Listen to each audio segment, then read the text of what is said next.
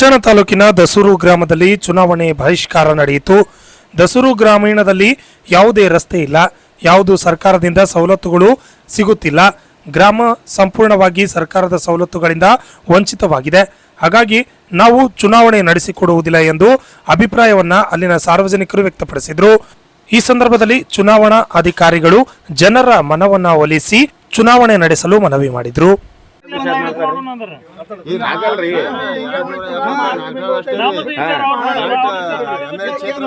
ನಮ್ಮ ಮತಕ್ಷೇತ್ರ ಹೇಳಿನ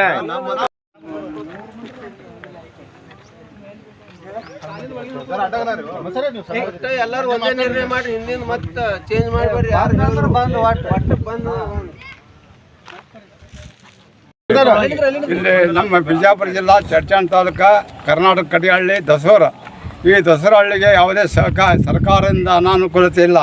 ಯಾಕಂದ್ರೆ ರೋಡ್ ದುರಸ್ತಿ ಇಲ್ಲ, ಮೇಲಾಗಿ ಲೈನ್ ಅಭಾವ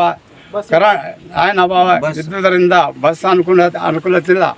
ಆದ್ದರಿಂದ ಇಲ್ಲಿಯ ಜನರಿಗೆ ಬಹಳ ಕಷ್ಟಮಯವಾಗಿದೆ. ಆದರೂ ತಾವು ಮನವಿ ಮಾಡಿಕೊಂಡು ಕೇಳಿದರೆ ತಮ್ಮಲ್ಲಿ ವಿನಂತವಾಗಿ ನಮ್ಮ ರೋಡ್ ದುರಸ್ತಾಗಬೇಕು, ನಮ್ಮ ಊರಿಗೆ ಯಾವುದೇ ಥರದ ಅನುಕೂಲತೆ ಮಾಡಿಕೊಳ್ಬೇಕು.